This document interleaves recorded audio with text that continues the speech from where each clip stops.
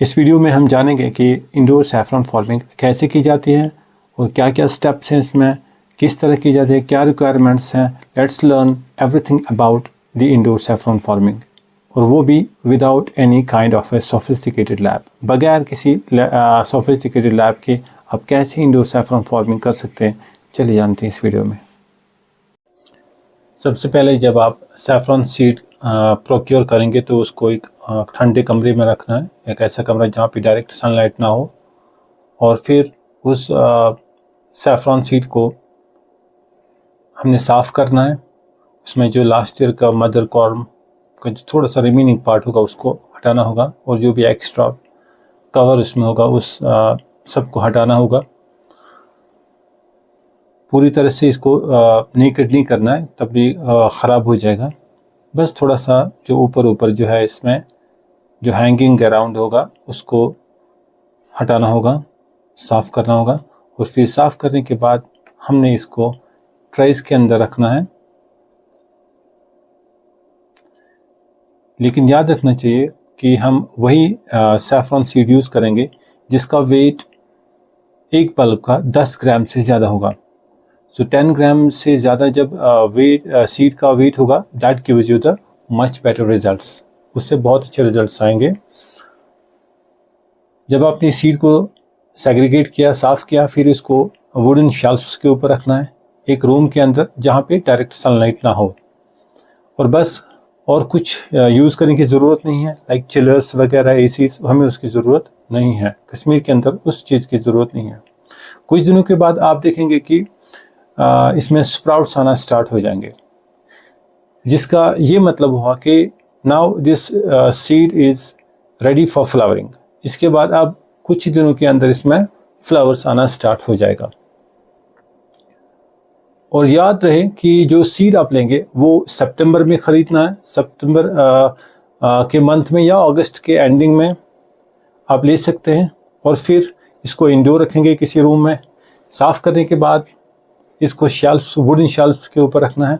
खिड़कियां खुली रखनी है, और हमें और कुछ भी एसीज वगैरह लगाने की ज़रूरत नहीं है। कोई चिलर वगैरह टेम्परेचर कंट्रोल करने की ज़रूरत नहीं है, क्योंकि हमारा यहाँ कश्मीर के अंदर जो है एनवायरनमेंट वो अल्लाह ताला ने हमें ऐसा दिया है कि जिसमें सैफरन बहुत अच्छी तरह से ग्रो हो सकता है नेचुरली।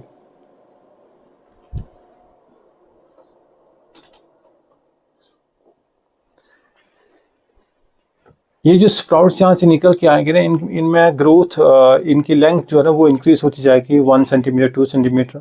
और कुछ दिनों के बाद ऑल ऑफ ए सडन आप देखेंगे कि फ्लावर्स आना स्टार्ट हो जाएंगे। पहले थोड़ा थोड़ा सा करके फ्लावर आ जाएगा, लेकिन फिर एक फुल ब्लूम की तरफ एक फ्लावर्स का पूरा एक क्रॉप आपको नज़र आ जाएगी, जो कि बहुत ही खूबसूरत देख सकते हैं आप। कितने खूबसूरत फ्लावर्स आ रहे हैं। और इस सिस्टम को बनाने के लिए मैंने कुछ सोफिस्टिकेटेड लैब की यूज़ नहीं किया है।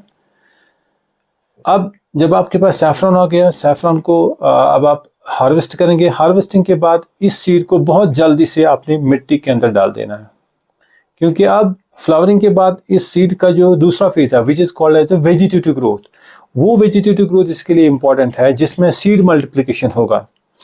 तो उसके लिए आपने ज़रूरी इसको मिट्टी के अंदर ही डालना होगा, इंडोर नहीं होगा, अदरवाइज वहाँ पर उन शेल्फ्स के ऊपर ही ख़राब हो जाएगा। तो मिट्टी के अंदर डालना होगा। और जो मिट्टी आप यूज़ करेंगे, रिमेंबर वो मिट्टी पहले आप प्रिपेयर करके रखेंगे। उसमें मैंने जो सॉइल यूज़ की थी, that was 70% soil, 10% vermi compost and 20% इसमें मैंने कोकोपीट डाला था। फिर आप देख सकते हैं यहाँ पर ये जो लीव्स आ रहे हैं यहाँ से सैफरन से, इसका मतलब हुआ कि इसका वेजिटेटिव पीरियड स्टार्ट हो गया, वेजिटेटिव ग्रोथ इसकी स्टार्ट हो गई है। अब सीड मल्टीप्लिकेशन इसमें हो रहा है। और अब आप यहाँ पर थोड़ा सा पानी भी दे सकते हैं। You do not give a full water नहीं देना है, बल्कि स्प्रिंकल करना है, अदरवाइज सीड जो है ना पूरा ख़राब हो जाएगा। अगर आप ज़्यादा पानी इसमें डाल दिया तो वो ख़राब हो जाएगा। आप इस सीड को इन बॉक्सेस में, जैसे आप देख सकते हो मैंने बॉक्सेस के अंदर रखा है, इंडोर ही रखा है ये। आप इसको मिट्टी के अंदर, ज़मीन के अंदर भी डाल सकते हैं। जैसे कि यहाँ पे आप देख सकते हो कि मैंने कुछ सीड जो है ना डायरेक्टली सॉइल के अंदर, मिट्टी के अंदर डाल दिया है, ज़मीन के अंदर बाहर ओपन फील्ड्स में रखा है। और वहाँ पर मैंने देखा कि इसमें वेजिटेटिव ग्रोथ जो है ना कंपेयर टू द इंडोर उसमें थोड़ा सा बेटर है। मतलब लेंथ ऑफ द लीव्स आप यहाँ देख सकते हैं, दैट इज स्लाइटली बेटर।